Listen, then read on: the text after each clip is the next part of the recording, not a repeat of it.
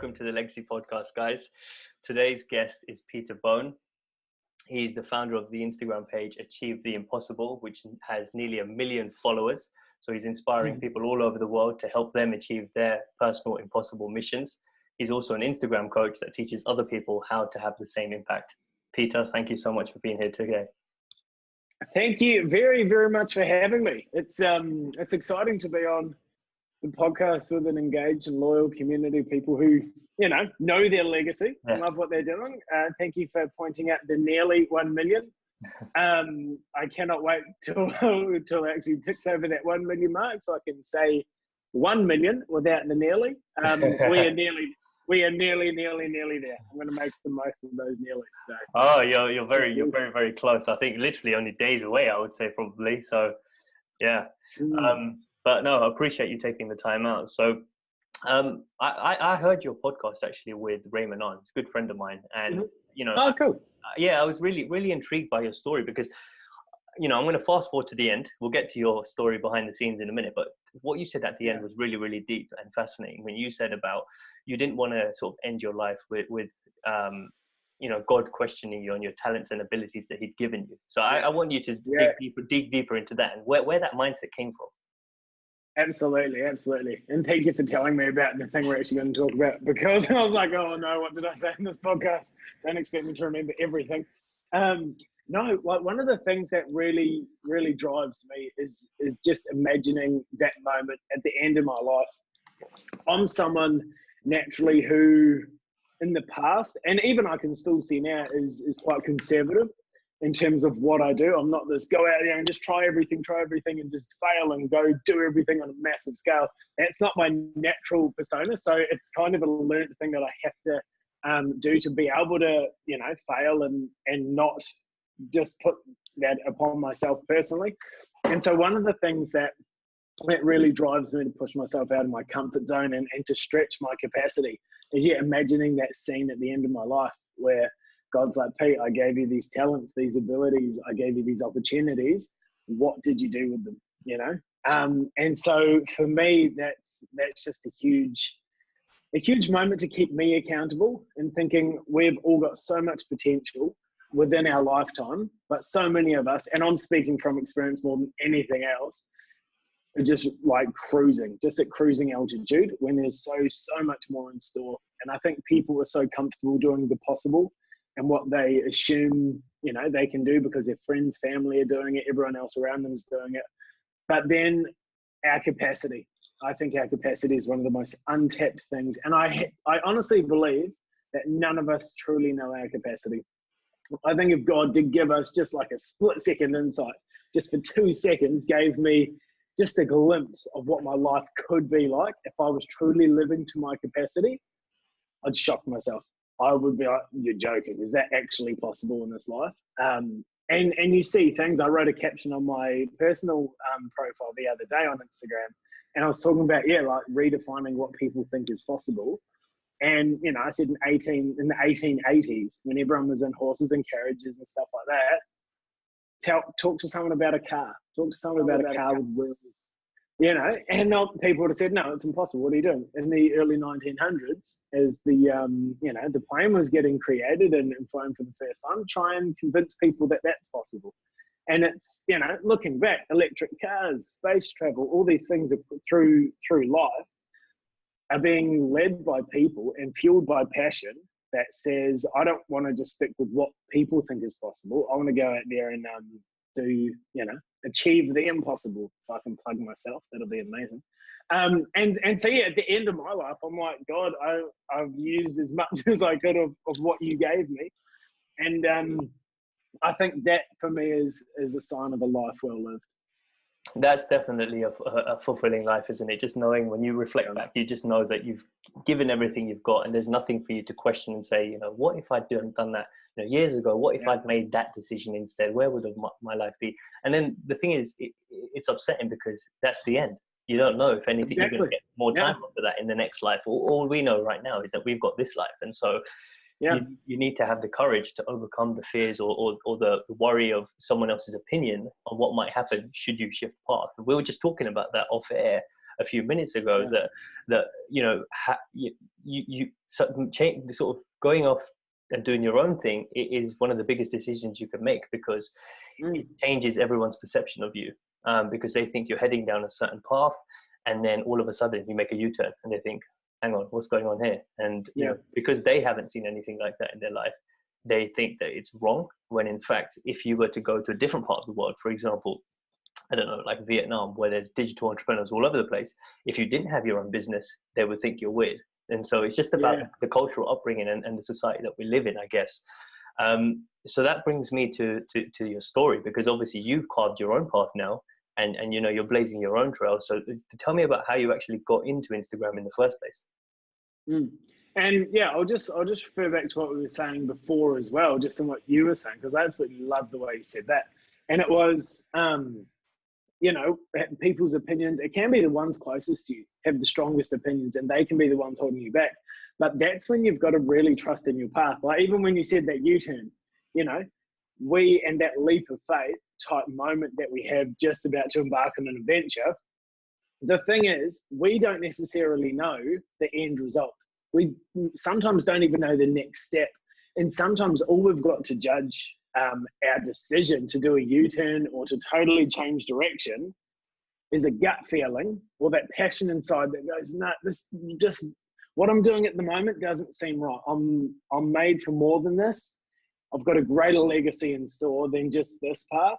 And then I think when you do that U-turn, yes, things present themselves as you go there, but you've got to have the faith in your dreams that you've got a purpose greater than, you know, you're living at the moment, to actually back yourself and go, right, I don't know what's going to happen, but I'm going to take this leap. I'm going to take this U-turn and just see what happens. But the tricky thing is, it's so easy to just go down the path and go, right, I'm going to work here, I'm going to get a promotion in 3 years, going to do this, going to have kids here, going to have this, going to retire, going to have this paid for, this, cool. That's easy. People know that path, and that's the safe and the comfortable. As soon as you do a U-turn or jump off a cliff going, right, here's my capacity, here's my potential out here, my dreams and my visions are all off the edge of this cliff, you've got to get down there somehow.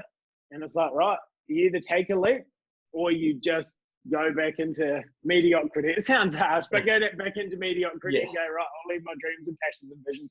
And I think that's, today, I'm so uneducated to be able to talk about this, but I think a lot of society's issues and people today come from a dissatisfied life. They have these dreams, they have these goals, these ambitions, these visions that are just being locked up inside of them. And then there's this massive chasm between what they're dreaming of, what they, in their heart, that little flame that flickers saying, no, we can do this. We want to launch this business. We want to go and do work in Africa with schools. We want to do these types of things.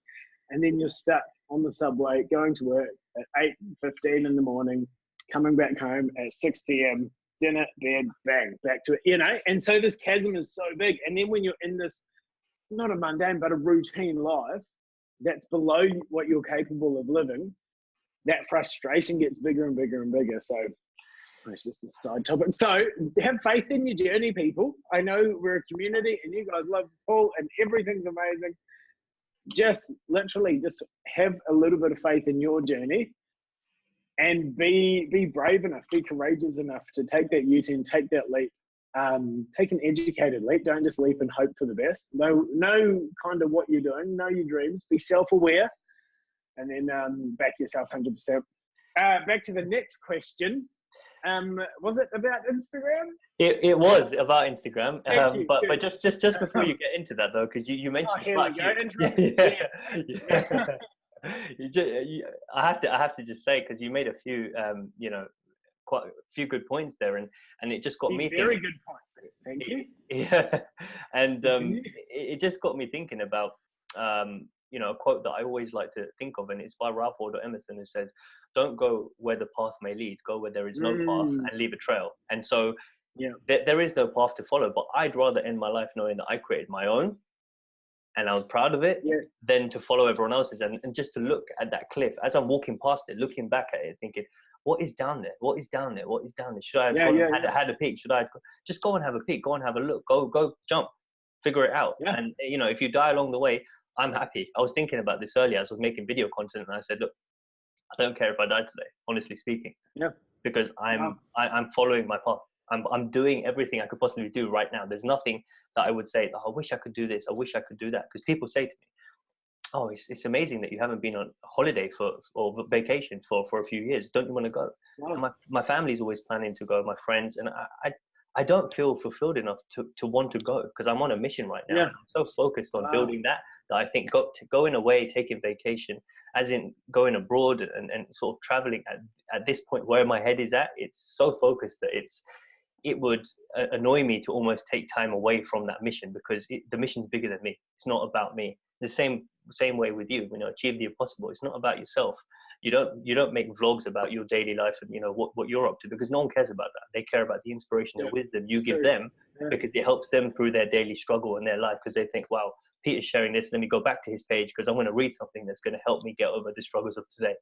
So I had to get that in there before you Instagram. Well, no, because now I'm gonna interrupt my own answer and go back to that. Like you're saying, I think in picture words, and I think the cliff, the U-turns, everything for me when I'm talking has to be backed up by a visual.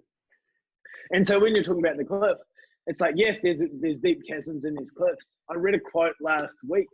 I wouldn't have a clue who it's by. I wouldn't have a clue at all. Couldn't even find if I tried, I don't think. I read a couple of quotes every week, quite a few.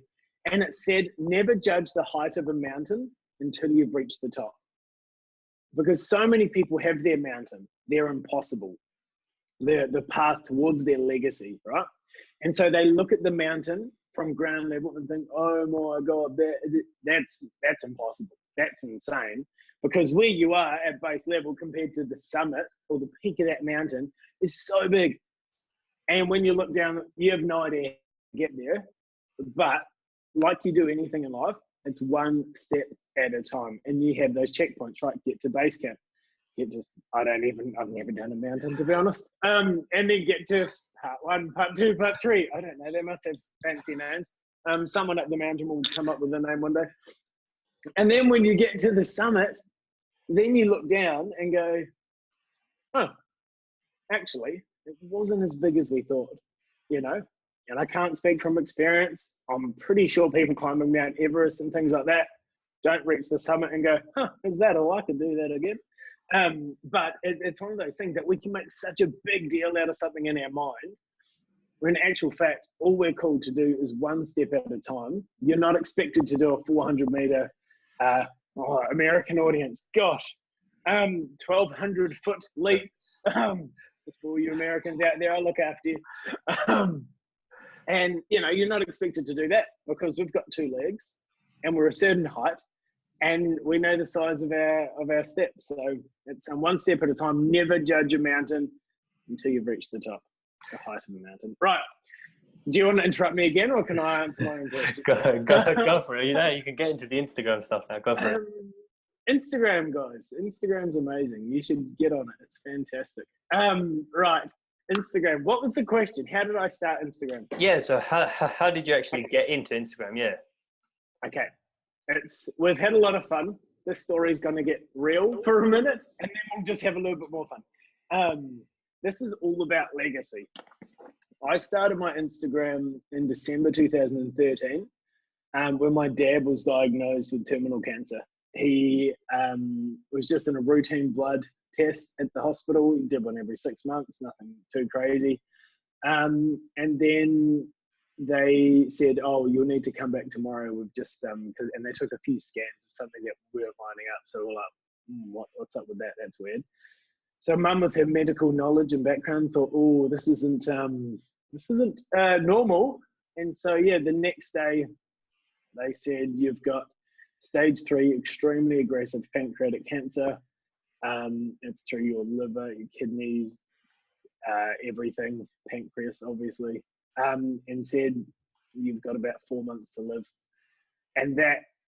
And they said, never work a day in your life again. Ring up your boss on the way home and say, catch you later. Thank you for everything, but no.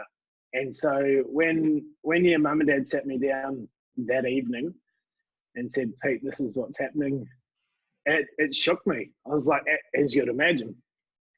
But it wasn't Dad's diagnosis. It wasn't what's about to happen. I was a little bit selfish. And I think once all the dust settled pretty quickly, I really just looked to myself and thought, I'd always had dreams of setting mum and dad up with a beautiful farm. They've been absolutely amazing. They're the best parents you could have ever asked for me and my two older brothers. I was going to set them up with a beautiful piece of land out in the countryside to retire. That was always my dream. I didn't know how it would happen, but I always just assumed it would just kind of happen naturally. As soon as we heard that diagnosis and I heard 4 months to live, I was like, I can't do that in 4 months. Like, what's happening? At the time, I was a teacher. And just doing the Monday to Friday type job, a job I loved. And it was crazy because it really just made me think, right, Pete, are you living your passion? Are you living up to your capacity and your potential? Or are you just cruising? And I thought, what am I here on earth for? And am I really living that out day to day? And so I thought there's got to be something. So every night, what I was doing to help myself realign with my passion and my purpose, I would read quotes and I would write down these quotes in a notebook. And every night I'd be writing 5, 6, 7, 8, 10, 12 quotes down. And I'd kind of just memorize those. And that helped me through so much. A week or two into this, I thought, I love inspiring people. I love one-on-one coffee catch-ups with people, writing goals, helping them through, keeping them accountable, that kind of stuff.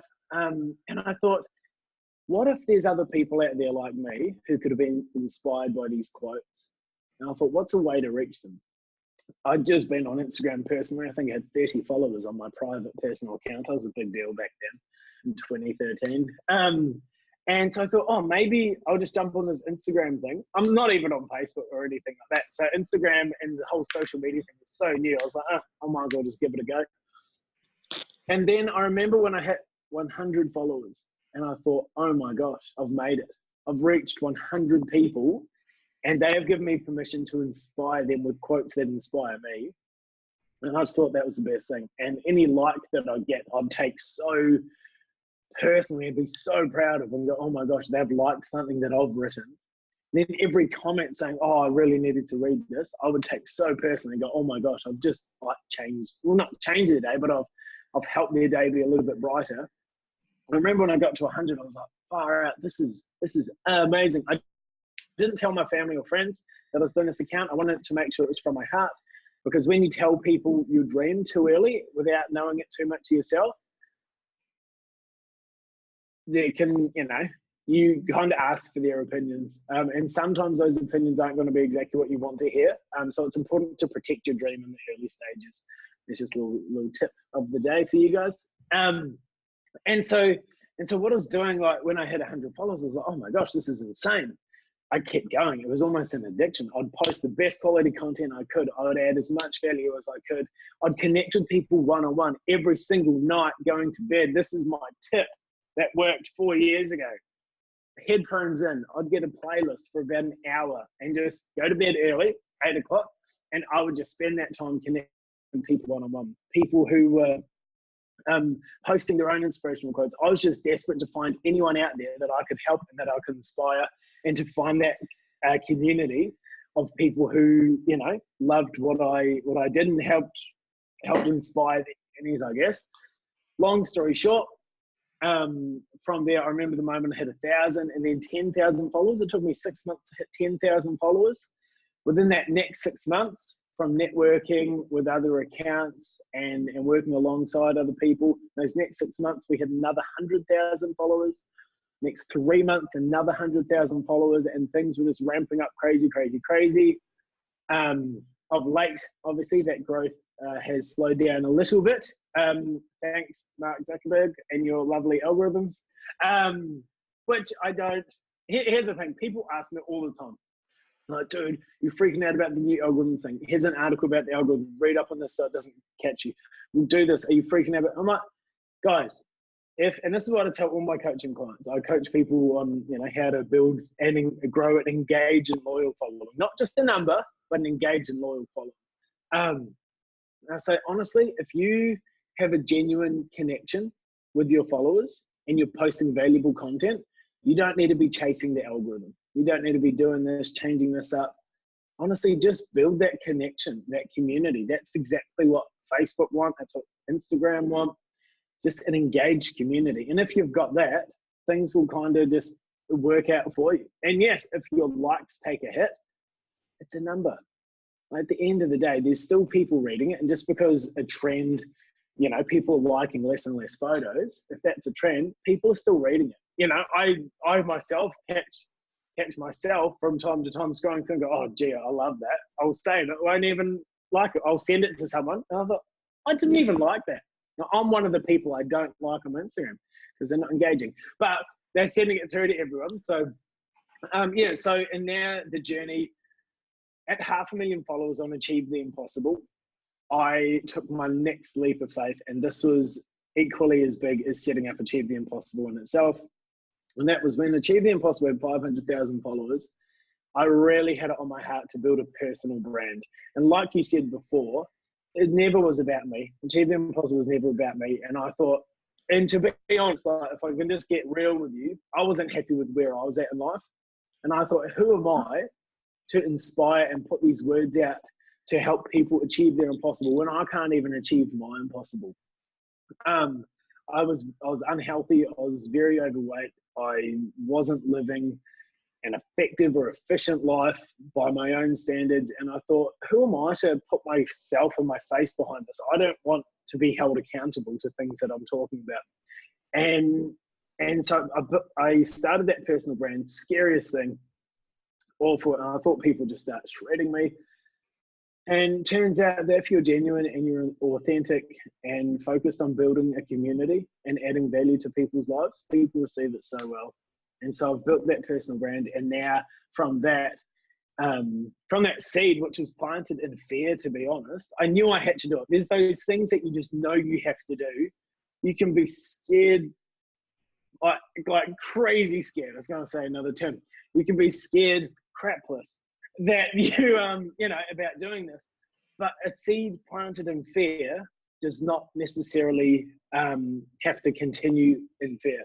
You can plant a seed not knowing what's going to happen, but you plant it in faith. Right? You could be absolutely freaking out, but if you plant it in faith and go, right, I know for some reason I need to plant this. I don't know what it's going to look like. I don't know what it's become. I don't know what fruit it's going to bear, but I know deep down in my heart that I'm meant to be planting this seed.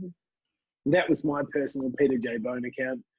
And now I am so passionate about helping others because I can connect on a real level with what I'm going through, and the hope that it inspires people. And I receive the most incredible feedback from my followers on my personal account because it's a chance to just be raw and vulnerable with people and say, hey, listen, you know, no one's perfect. Let's stop putting up these masks that we're, you know, oh, I'm doing this, I'm on my grind, I'm hustle, hustle, hustle.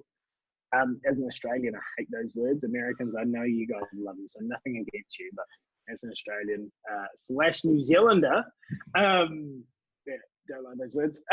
But they represent amazing things, which is fantastic. So, you know, and so that personal brand was a really cool chance for me to be raw and vulnerable and build genuine organic connections again with people. Because to be honest, with Achieve the Impossible, it was founded in those organic connections with people. And I still remember some of the first 100 followers that I got, and I see their name pop up in the notifications every now and then. I'm like, oh my gosh, yay, I remember you. There's this chick who had 2,000 followers. And I thought, as she followed me on Achieving the Impossible in that first 100, I thought, oh my gosh, she's got 2,000 followers, she's famous. And yeah, I saw her pop to notifications just the other day, actually. I'm like, no way, I remember you. And because Achieve the Impossible was birthed and founded on those one-on-one connections, as it's approaching nearly 1 million followers. I think we've got about 11,000 to go at this stage. So make sure you post this live because it's by the time you listen to it, hey, it might be 1 million. Who knows? Who knows? And it's those, because it was founded on those personal connections, I felt like I kind of lost touch with a lot of people the bigger it grew. And it was really difficult for me when I was so inspired by the one person and inspiring the one. And so my personal brand helps me do that now. So yeah, long story short, that personal brand has built and created my coaching systems. They've helped give life to a few online courses I'm doing at the moment. And they're going to be the foundation for a lot of things I do in the future, which is amazing. So the Achieve the Impossible brand is right there on my heart. My Peter Bone brand is synonymous with that. The Peter Bone, you get to see a little bit more of me, which is pretty special. Starting a YouTube channel soon. I don't know what I'm doing with it. Like you say about the vlogs, guys, it's my life. It's nothing too crazy special. I don't want people following me with the cameras all day. I'm not that cool. It'll be the most boring vlogs you've ever seen. I promise you that. And if that works, well, I'll do it. But it's going to be nothing too crazy. But at the end of the day, I just got to stay true to my passion. And literally, when I started Achieving Impossible, was to inspire, challenge, and equip people to achieve their impossible dreams. And as long as anything I'm doing now and in the future, my ideas, my concepts, my plans have that heart behind it to inspire you to achieve your impossible dream, then I know it's aligned with my business and my community.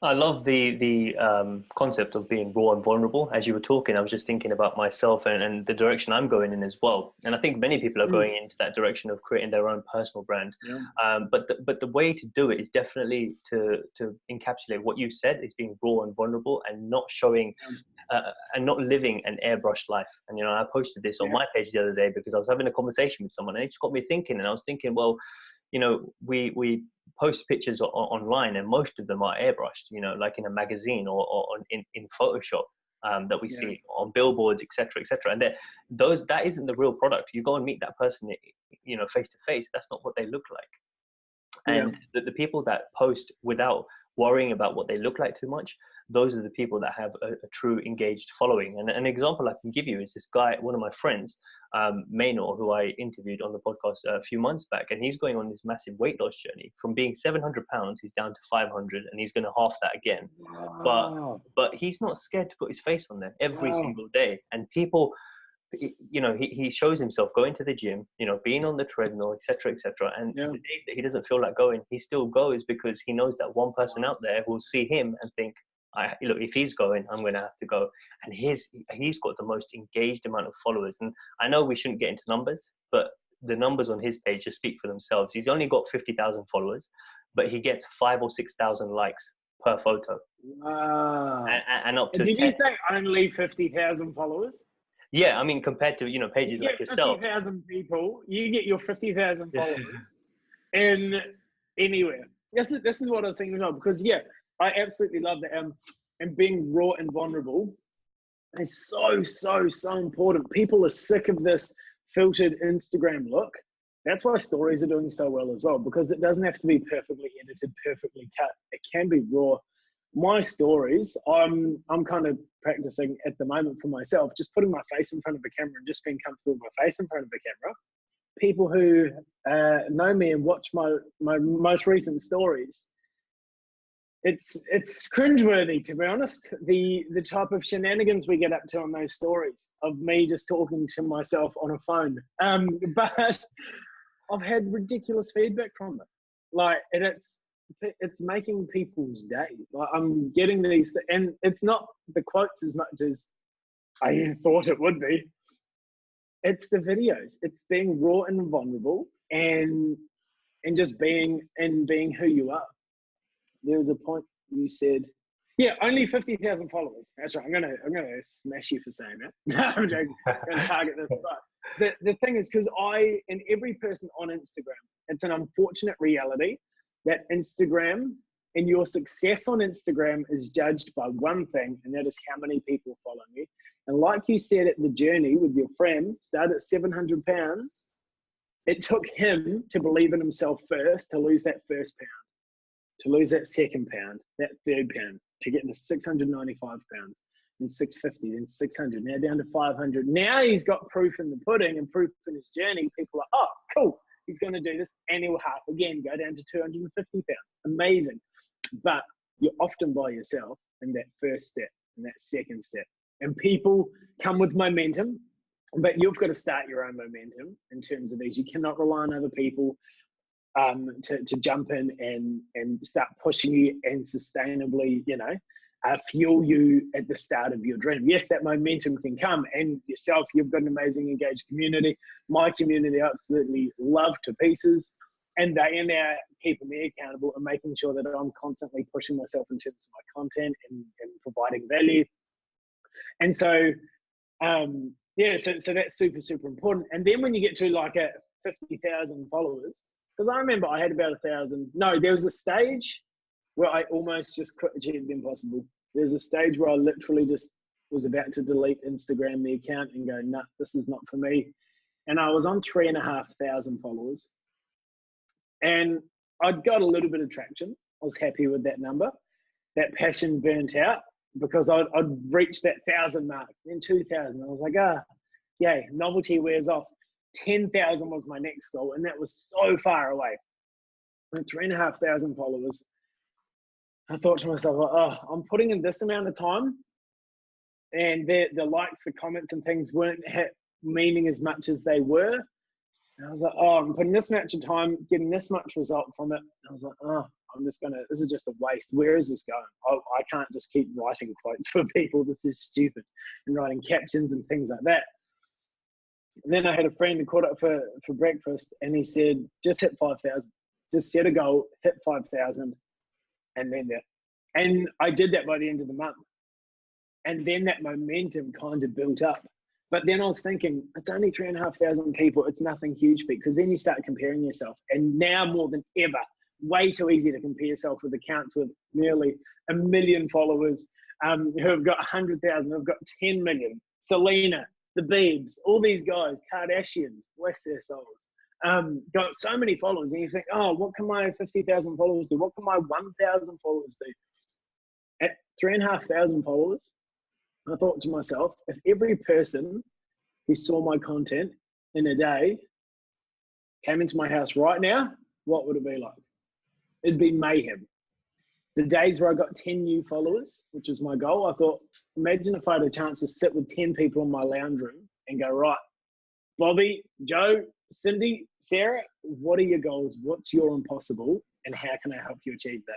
So the numbers, 50,000 seems like, when you compare it to nearly 1 million, at the end of the day, compare 50,000 to 1, and there's a hell of a lot of lives represented within those 50,000. So that's something I'm big on my coaching thing as well. Like when I do coach people, I'm like, don't come to see me and say, get me 10,000 followers, get me 20, get me 50, get me 100,000 followers ASAP, because that is focusing on the result. I'm like, no, we don't focus on the number. Let's get our foundation right. Let's know your voice. How can you inspire people? What is the value you can add? And then that naturally has that ripple effect.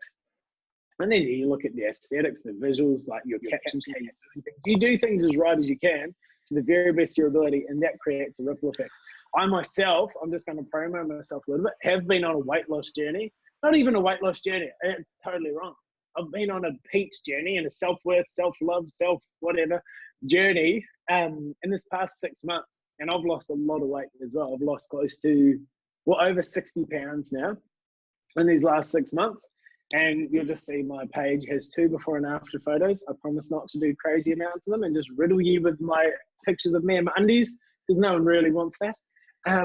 But every time, my whole life, I've struggled with my weight and my self-image and terrible, terrible self-confidence. I'd always tried to lose weight, and that was always happening from the outside. I'll lose weight and then I'll start to love myself and who I am and appreciate and give myself worth. I'd always tried to do it on the outside, always. And then this one time I thought, right, I value myself. I value my passions, my giftings that God's given me. I value who I am. I'm going to start respecting myself and loving myself for who I am. Next ripple effect. Because I value myself, I'm going to feed my body the fuel it needs to be effective to help other people. Bang, ripple effect. Because I value myself and my journey, I'm going to give myself exercise and be active, even if it's just 10 or 20 minutes a day. Bang, ripple effect, ripple effect, ripple effect. And you do that consistently. It turns out into a totally changed life. And so, 60 pounds lighter or whatever, you think, far out, this is insane what I can actually accomplish now. I'm clearer. I'm way more comfortable in front of videos. If you told me, hey dude, let's do a podcast, but let's film it so I can share it so people can get to know you, I'll be like, oh dude, this is not cool, I'd constantly be on like this so you couldn't see my 14 chins, things like that. And I'm like, I'll be constantly just looking at myself going, oh, do I look fit? Do I look blah, blah, blah. No, now that you have your self-worth, your self-love, your self-image, it all starts with that. And then it's the same with an Instagram profile. Don't start going, right, how do I get 1 million followers? How do I get 100,000 followers? No, how can you inspire one person?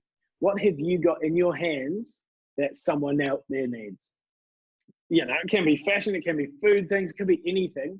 But how can you use what you've got to make this world a better place? And you start with that one person, and then that ripples from there. Oh, a lot of talking. That was a big rant. No, but I loved it. Only 50,000 followers.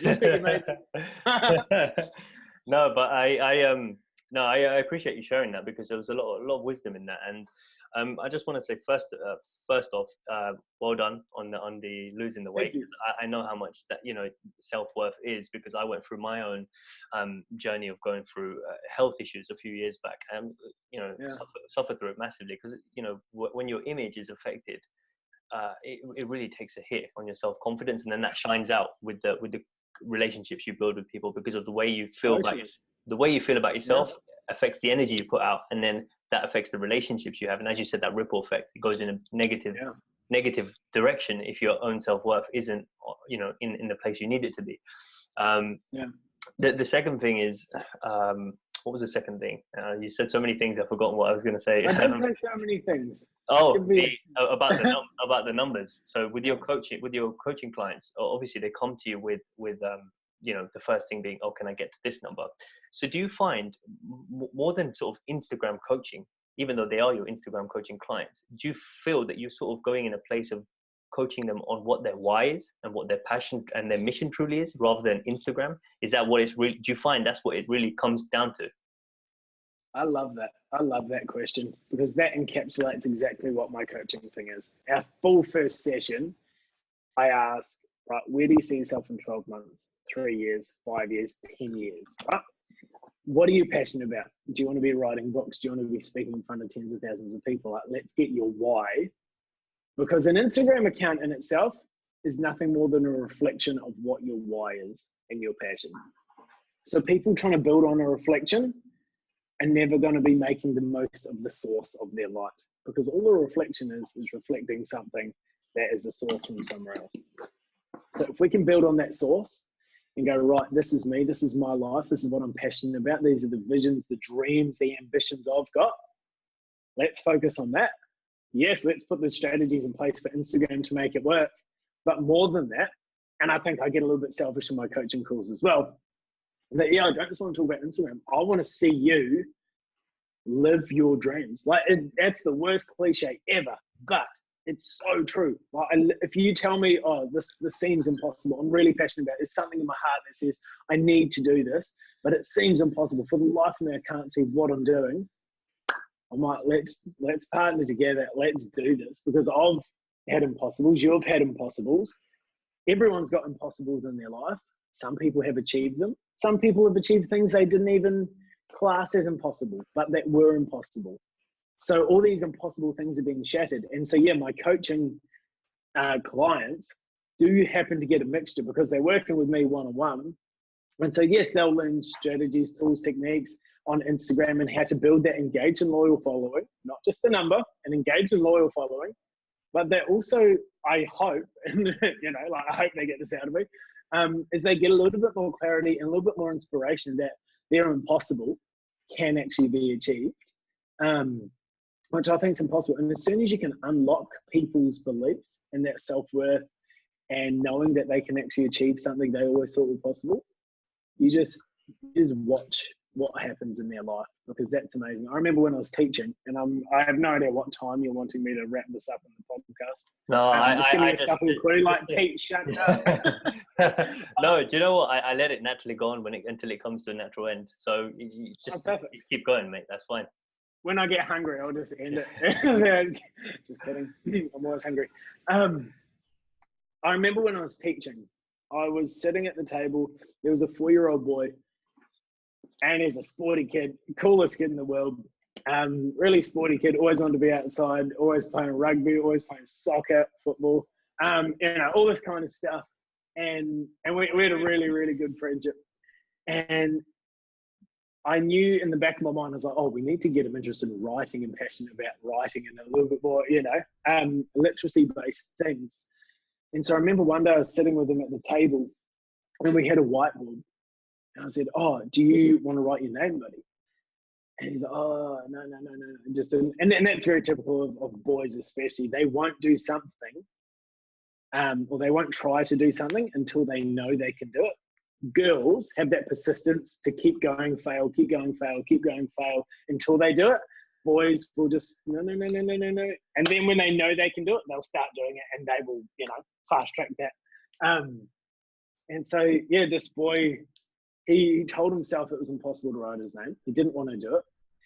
And so he sat with the whiteboard. And because we'd already had that relationship and that friendship, and, spent a lot of time on the sports field and things like that, he trusted me when I was like, yeah, let's write your name. Let's see if we can do it. It's like, this is how to do it. And we just step by step walked through it. And thank the Lord that it was a 3-letter name and this didn't take forever. And so after about 10 minutes, he actually wrote his name perfectly. And he was just writing his name again perfectly. And the look on his face, achieving something that he told himself wasn't possible, was the most ridiculous thing. And I'll never forget it. And just the look that he looked at what he had wrote. And he said, that's my name. I just wrote my name. And to see someone have a dream, have something impossible. He's got older brother and sister, that obviously could write their name. A lot of his friends could write their names, blah, blah, blah. And seeing all these things, comparing yourself to that, thinking, oh, this seems impossible. I don't even know how to do this. When you actually look at your work and say, oh my gosh, I have literally just achieved something I didn't think was possible. The look on your face, your soul, this sounds weird, your soul just lights up. And you go, oh, wow. Okay, if that was impossible and then I achieved it, what's next? There are so many things that people write off as impossible. And then that look on their face when their heart kind of fires up and goes, right, now we can do this. And it is like you say with self-confidence, it's huge. And there are so many things in today's society that people allow themselves, or just society kind of holds you back in expressing that self-confidence. And there are so many different impossible battles people are going through, whether it's your mental self-talk or your body image and things like that. People are allowing them to kind of lock them into this cage. I know, because I did it for myself.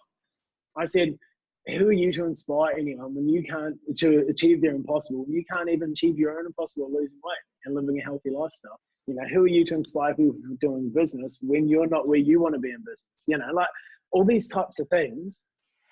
And that self-talk really got to me. I was like, oh, I'm not worthy of even inspiring people or helping people, because can I say I'm really living 100% to my capacity? No. And so I thought, wow, this is insane. But as soon as you say, right, Pete, you're doing the best you can with what you've got right now, and people need to hear what you've got to hear, because you're being raw, you're being vulnerable, you're being genuine and authentic, and your heart and your passion is reflected in that. Then you just go, and one step at a time, one person at a time, you do what you can to make the world a better place. I said that before. I never say that usually. That's not my cliche, but sounds good. No, it's an amazing story about that little boy, because I'm sure that's something that stuck with you throughout, everything that you do now. And I'm sure you think back to that when you take on your clients and, they tell you that they feel like their dreams and their goals and their aspirations are impossible, and yeah. It just goes to show us, honestly speaking, that it's just a belief system, the story that you tell yourself that holds you back. And totally. If you keep repeating the same sort of conversation to yourself on a day-to-day basis, that it becomes so ingrained that it just becomes the way that you live, the natural order of things. And until you start changing that story, which is obviously what you've done for yourself in order to get to where you are, that's when things can start to shift. And I actually made that change last year when we were talking off air about me taking building my community more seriously, and I decided who my mentor was going to be. So I thought, okay, he's accomplished this is the person I've looked up to throughout my life, or at least in the last few years. I really want him to help me, because I know that he can give me the direction I need to take this off the ground. And the funny thing is, because I've made that decision fearlessly, a week later, I actually met Raymond. So, we were talking about Raymond earlier. Wow. I met Raymond, and he introduced me to the person I needed to meet, who was Joel Brown on Addicted to Success, and so he wanted to find out what I was about, and then he offered a helping hand, and I thought, wow, I literally wrote his name down a few weeks before, and never met him. I didn't know anyone that knew him. I had no connections to him whatsoever, apart from knowing his articles existed, which I used to read when I was at university, and that was it. Yeah. But because I'd made that decision so strongly, and it was for the right reasons, as you said, your why needs to be right. It wasn't just about making money. It was about how can I scale this message of people thinking about their legacy to the next level. And here we are sitting, talking, and sharing this crazy conversation. There's a quote, which is, and I'm good friends with Joel as well, so he could have talked to me, but that's fine. We'll give it to Raymond. No, Joel's a legend. I love him. He's a fellow Australian. And yeah, his accent's very different to mine because he's a real Australian. I'm a New Zealander who now lives in Australia, so I'll just clarify that. Because all my Australian friends are about, mate, you're a Kiwi. What are you talking about? Okay, guys, thank you. What was I going to say? Yeah, there's a quote that I love. Oh, I'm going to credit it to Paulo Coelho, who wrote The Alchemist. Love that book. Me too. I'm not 100%. He said it. No, you'll probably know if you love the book. You just tell me. You just feel like it comes up. And it said, I'm paraphrasing it as well. When you're, oh my gosh, when you're like, it's something about when you're so definitive in your purpose and you do this, the universe conspires to help you achieve it. When you make up your mind, am I on the right track? You are, yeah, that's it. I know what you're talking about. Exactly, yeah. Something about when you make up your mind, the universe conspires to help you achieve it. So definitely, that's a live example of something that happened to me, which really stands out to me like a sore thumb, because that's honestly what happened. Because you read all these things, you think they're cliche, and you think people are only saying it because it's easy for them to say because they're in that position, but honestly speaking, if you make the decision from your heart, and it's a true decision of wanting to help people, and it's something that's bigger than you, it's not just about you, it will fall into place, and the doors will start opening up. So talking about doors opening up, I just wanted to know, when you took that leap from being a teacher into achieve the impossible full time, what was that leap like, and what sort of doors opened up because you'd made the decision to go all in? It was a scary leap. My gosh.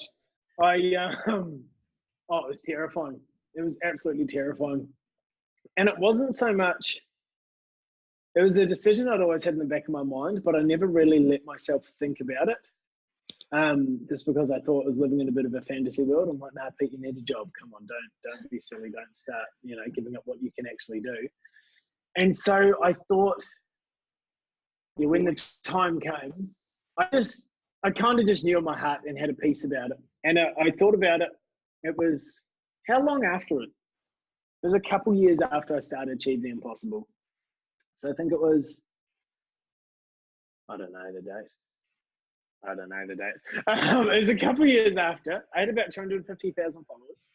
And I thought, right, if I leave my 9-to-5 comfortable job and take this leap,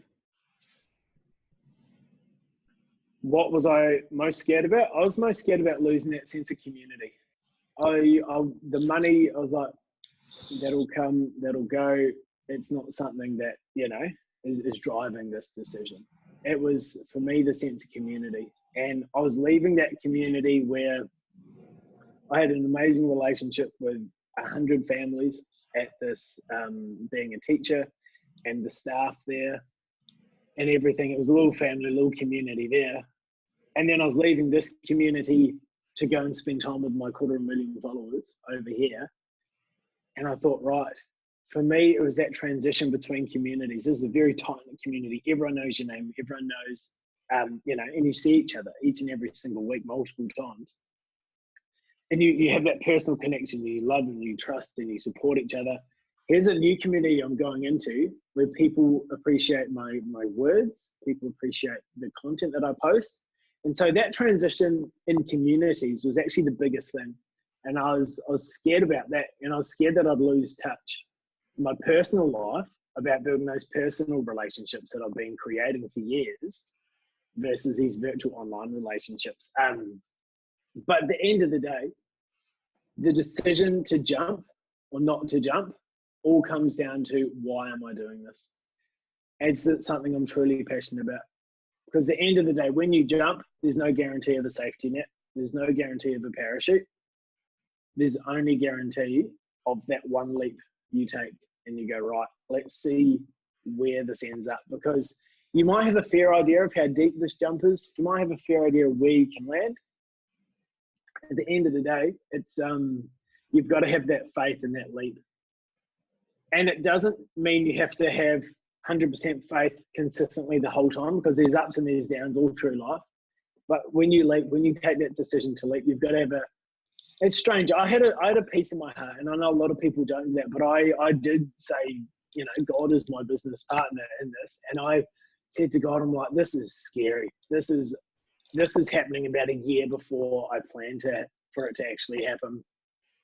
And I said, if it's meant to be, like, just give me peace about it. You can be so scared and still have a peace in your heart knowing that you're making the right decision. And I was scared of what was happening. I was scared of the money. I was scared of that community. I was scared of a whole bunch of different things. I was scared of how people would respond to me, because, you know, like you say, other people's opinions on the road that you're traveling on, it's not their road. They can't see what you see necessarily. And so you've really got to back yourself. And I said, God, like, just give me that peace. Even though there's all these things up and down. And like I said at the start, I'm, you know, conservative. I like to know a plan. I like to know what's happening. And in that leap, I had no clue. And I thought, right, if I take this leap, we'll see what happens. But because I had that passion and that purpose and that why so strongly, I had the peace in my heart that whatever happens is meant to happen for a reason, and it will end up leading me to my next stage. So, and now looking back, Pete is very proud of himself. Talks in third person when he's proud of himself.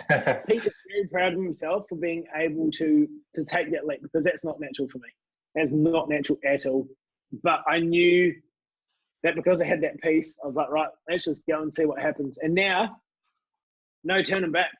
It's absolutely amazing. And so now let's just see what happens and see what's actually possible. And that's the exciting thing. So that's awesome, man, because you were saying before that obviously your personality was naturally one that was conservative, and so, you know, it's not really an ordinary thing for you to make a leap of faith like that and take that risk. So obviously now, though, the fact that you've done that and you've come out on the other end successfully, you can use that as a source of inspiration for your coaching clients to help them, lead them in the right direction as well, to do the same thing eventually. So yeah, well, the thing is, I think if I didn't have that fear, what's my story? What's my message? If I didn't have any parts where I was like, oh my gosh, if I didn't have any low points, where do I lay my foundation? You know, like, and I've stolen about 8,000 quotes then from people. You know, like, and I wrote something on my personal page the other day, because it said something about God allows us to have our low points, or whatever. And I thought the low point, I just got a picture of when you need to, like, lay a foundation, you've got to dig down deep, and that hurts, and that breaks what you thought was the surface. And that digs deep, and there's a lot of things that are revealed deep down, and you cut through roots and you break up what's been there for so long, and you clear things out, and that does hurt. And it's like, oh my gosh, I need to clear this out, and then clear this out, and then cut through this and clear this out. Like, you've got to dig down deep to lay those foundations, because when you get the steel reinforcements in there, when you get the cement in there, the further down that foundation is dug, the stronger it's going to be. And the further that foundation, the higher the building can be. So it's, yeah, that's about that. It's funny you say that, because your mind seems to work in a similar way to the way mine does, because I think in pictures and metaphors like that, and that's how most of my quotes, to be honest, are created, because I think of an image. I'm thinking about just life or whatever I'm going through at the time, and an image just comes to mind. I'm like, I can put that into words now. People will understand it. And so in the same way, you know, building foundations, I think of a seed. You know, a seed needs to be planted in dirt. it needs to be covered in dirt, you know, and take that as the low points in your life or whatever it may be, sticky situations. But then the dirt is what nourishes it to shoot up and become, you know, become the stem, and then the flower to bloom, and then the branches that come off it, etc., etc. And so that's how you always have to start, is from ground zero, from the bottom, to build your foundation, and then you build on top slowly, momentum, you know. And if we're talking about Instagram, then one mutual connection at a time, one genuine connection at a time. And so it all takes time, doesn't it? So one thing I wanted to actually get into is, for the people that are listening that are more interested on the monetization side of Instagram, is what do you tell your coaching clients for those who are sort of starting out and they obviously want to eventually make money from it? What was it that fueled you or led you to make money from it, so that you could actually quit, you know? Yeah. Well, for me, I never like focusing on the money side of things in terms of Instagram, because it can become, Instagram's just what you do to make money quick off people. And I think that that concept, that ideology is just, it's frustrating, because then you kind of bypass that sense of community to go, right, you're a customer. They're not a customer, they're a relationship. Like you said, there's that connection, that mutual connection. And that before you can ask anything for them to be a customer, you've got to give. And we said this off air before, you know, business is not about what you can get. It's about what you can give. And you give enough value, these people will turn themselves into customers. And so my focus on the monetization, yes, you can do promotions and share people who are living an inspired life.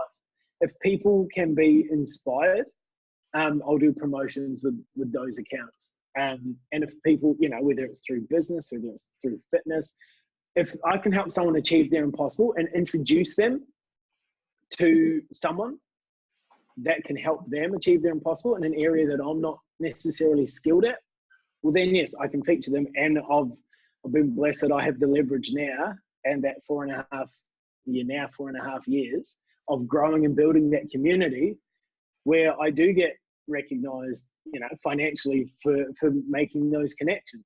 And it's a win-win. These people here are getting introduced to these guys over here who are experts at their field. And when they connect, they can help each other, you know, as a win-win situation, like any type of business. But I think you hit the nail on the head at the start. It's not about take. What can I set up to quickly sell this, or quickly make this, or quickly throw, you know, this out to get people to buy this, to buy my brand, to make things from my brand. It's no, you give, add as much value as you can. The money will come eventually. And that money comes from an idea that you see that your community needs help in solving a problem they have.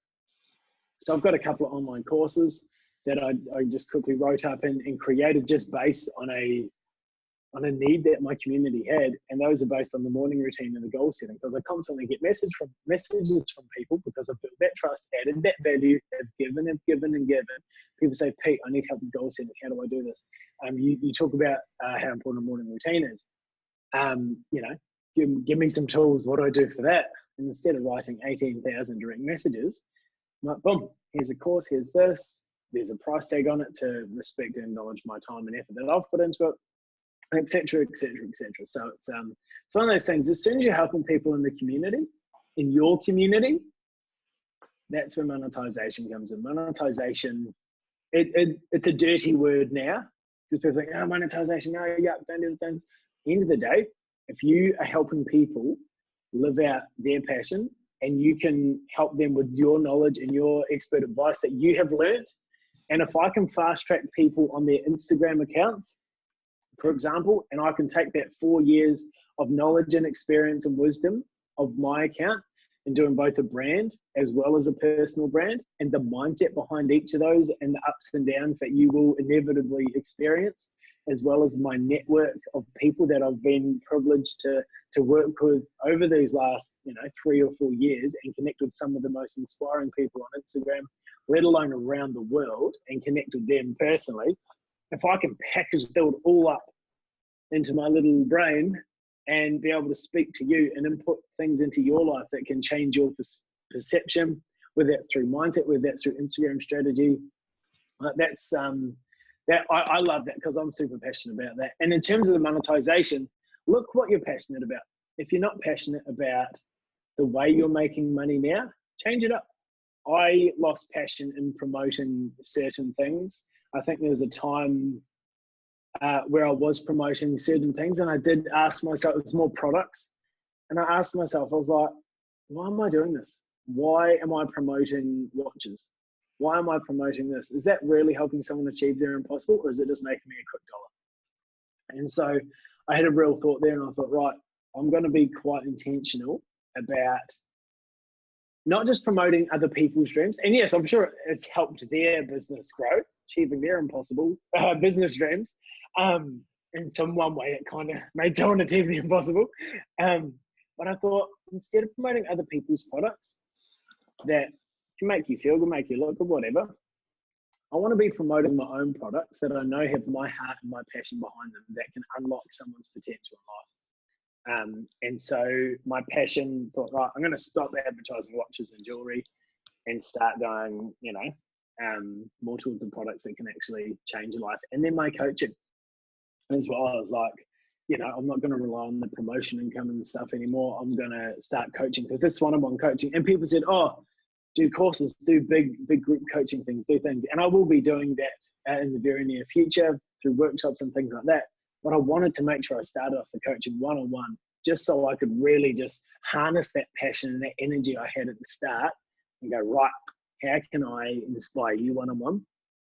What feedback can you give me? How can I judge what you are picking up from this? What are you finding value in? And just running with that. So yeah, in terms of monetization, you always focus on building that community. Look for what problems you can help them solve, and make sure you're passionate about it. Awesome, man. So great tips for someone that's just starting out. And I think for people like myself as well to take on board, that's all stuff that I'm practicing. So it just reinforces what I need to keep practicing. Cool. Not to get into the mindset of the numbers and the money too soon, because it's easy to do that when you compare yourself to other people. And then eventually you even fall into the trap.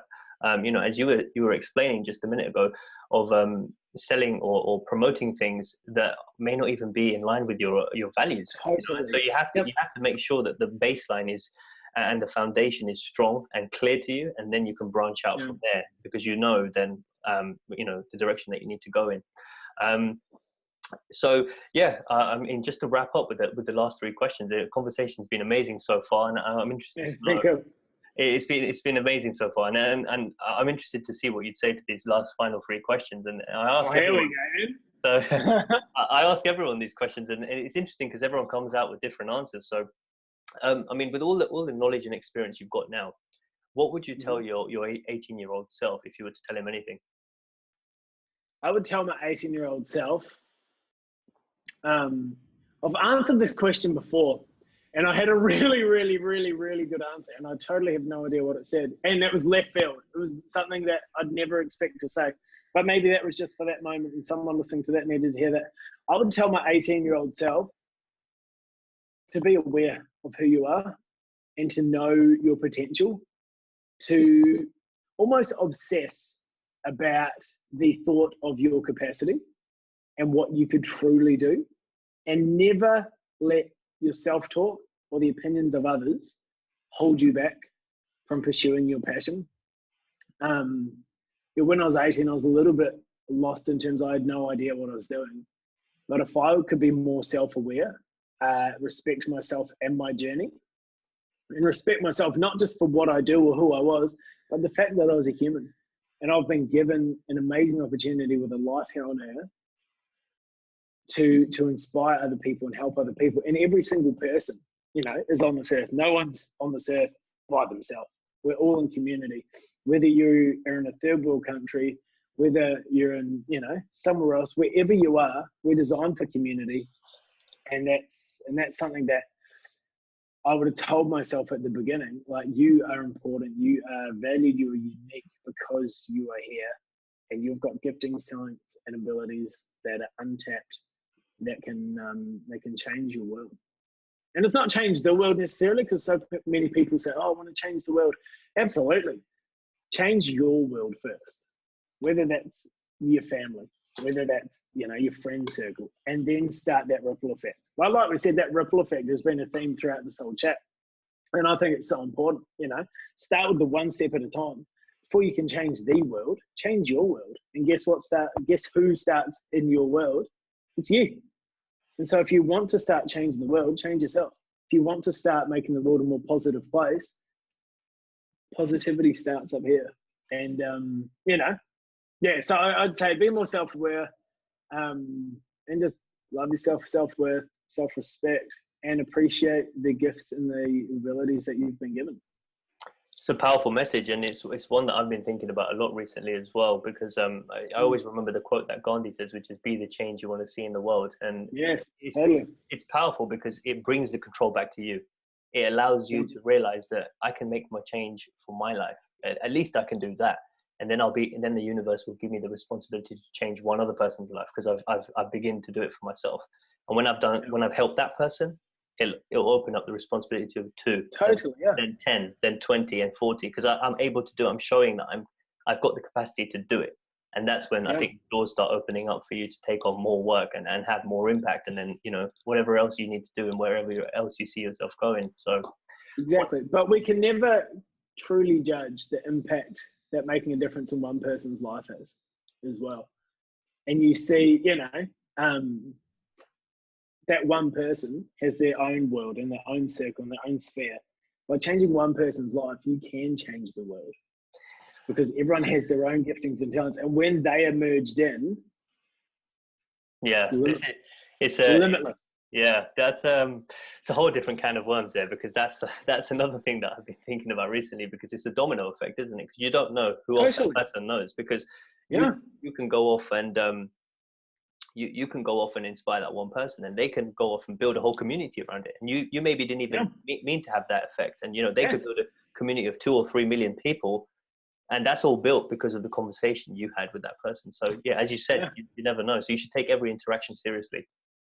100%. And it doesn't need to necessarily mean, right, you have to have an hour, sit down with them and like go through all their worst life moments, life experiences, and then work out and fix all their problems. It could be something as simple as smiling to a stranger on a pedestrian crossing, or having that smile, because that smile can change someone's day. And then the next person they see, they will be a little bit nicer. And then it's just ripple effects in everything you do. So yeah, we've got to be super intentional. I think it does show the value in just being super intentional with everything, and what we're doing, because there is so much power. There's so much capacity. We're going to get back to that word capacity, to just go absolutely crazy. And you cannot limit it with your own little mindset and your thinking to think that it can't have a ripple effect and just create insane momentum.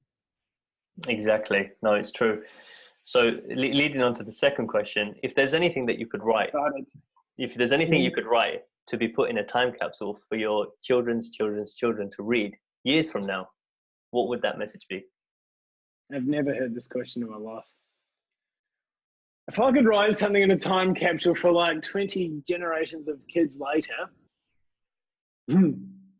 wow, it would be that one word. It would be legacy. And I don't know if you've ever heard that term legacy, or if you've got an Instagram account called Know Your Legacy. But it's that legacy. And I think I would tell those people generations down the track, damn it, create your legacy, know your legacy. Don't sue me for copyright. I'll just use all your terms. It would just be about create a legacy, because if I'm doing things for myself, being selfish, thinking, I'm going to make all this, going to do this, I'm going to spend it all on this, going to live life here, going to do this, going to do this, going to do this. By the time I die, you know, and have no intention of setting things up for my kids or my children's children, you know, where's that? I want to live a life that, like my dad did, I can use as a platform and a foundation to achieve my next step. And so I think, yeah, the last birthday card, Dad died 2 weeks after my birthday. That was the goal he had to survive to my birthday, which is coming up in a couple of weeks, actually. And so he passed away 2 weeks after my birthday. And the birthday card I got him was, I can now see further because I've stood on the shoulders of giants. And that was all about legacy. And that was, and so I think whether you are in the mindset of here and now today, or you're thinking, 200 years down the track or forward the track, I don't know which way this is, to 6 generations down, it's about legacy. And your life is not just your life for you, it is for a ripple effect. And it's not just the generations down my lineage, it's the generations through the rest of the world as well. And it's literally, if people could start creating and knowing their legacy, it's going to be a thing. So as soon as we are less selfish and less self-absorbed with everything we're doing, and we start doing things for other people and start giving out of ourselves and using our gifts and talents and abilities, here we go. I'm just gonna say this, not using your God-given gifts, talents, and abilities. Anyone who follows me on my story will always hold a pencil when I'm talking. I've just picked it up there and I just found it. If you're not using your God-given gifts, talents, and abilities, you are being selfish. You're being selfish because the thing that's holding you back is your fear of you not succeeding. And the thing that's doing that is your pride and your ego. If you've been given those gifts, talents, and abilities, it is your responsibility to go out there, stretch your capacity, upskill and develop yourself to make this world a better place. It literally is something that I'm preaching to myself about 100% as well, because I've been in that boat, and I'm sure there's parts of my life, and I'm sure there's bits in the future where I'll be like, oh yeah, maybe I'm not doing this because I'm selfish. The fact is, you've got these gifts, talents, and abilities, and they're not for you. They're for other people. They're for your generations down the track. They're for the rest of the world.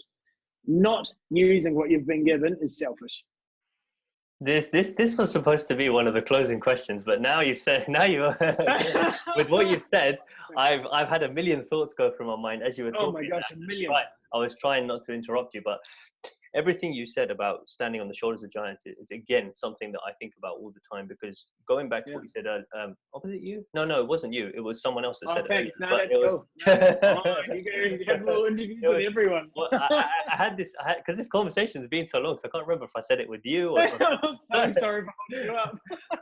No, but it's a good sign, because I've enjoyed it, and I'm sure all the listeners are going to enjoy this as well, because I feel like I've been talking for hours, but.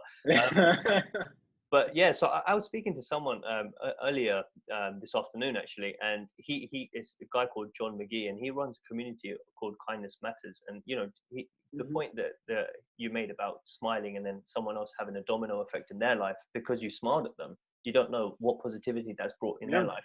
He's built a whole community around that, doing random acts of kindness. And what I was thinking about in that conversation is he was saying everything around us was created by someone. This hoodie, this t-shirt, these headphones, the laptop that we're talking through, the internet connection someone's built, the webcam, the keyboard, all of those components were created by someone's dream or vision of a certain thing in their life.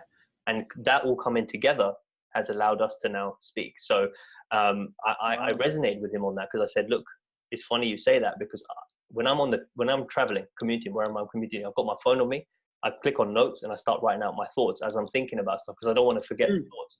And I said the exact same thing to him. And I said, look, I've written this down because I literally had a thought where everyone that's come before us in history has built the world to where it is now.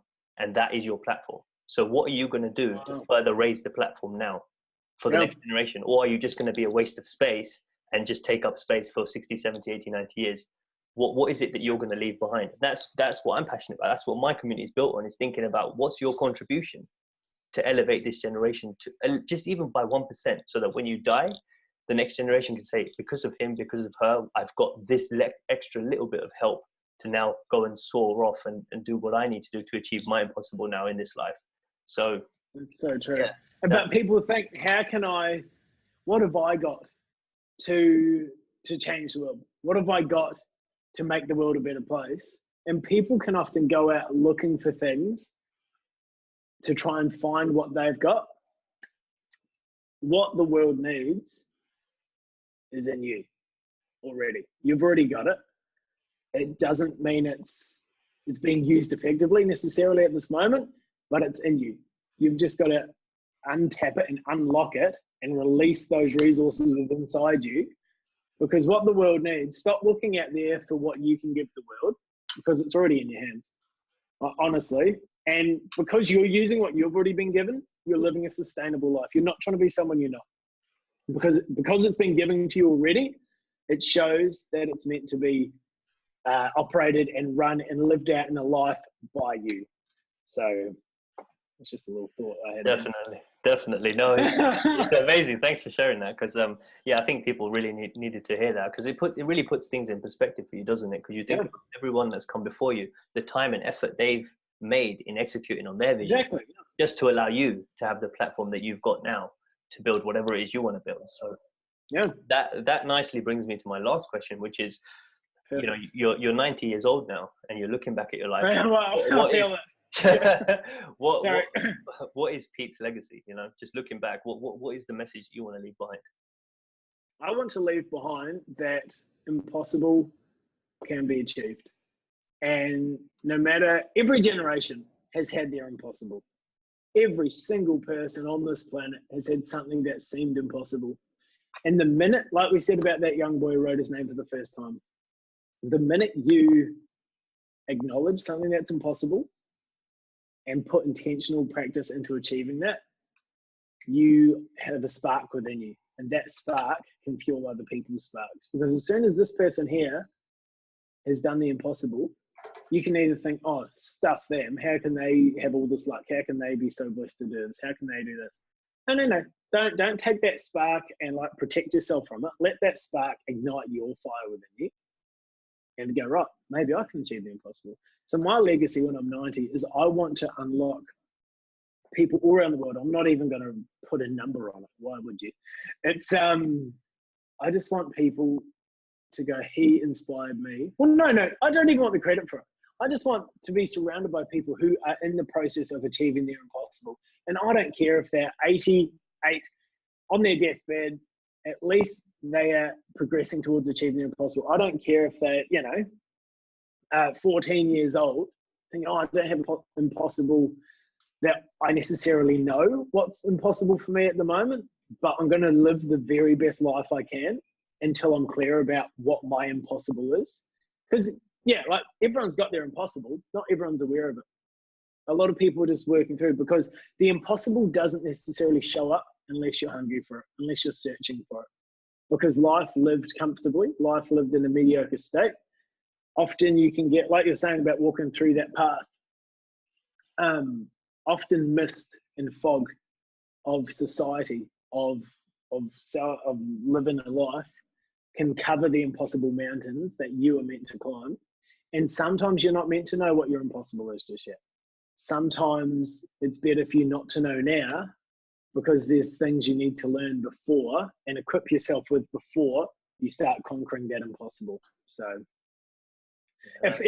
my legacy, bringing back to that, as a 90-year-old would be to see people and say, because of you, I was inspired to achieve the impossible. Amazing.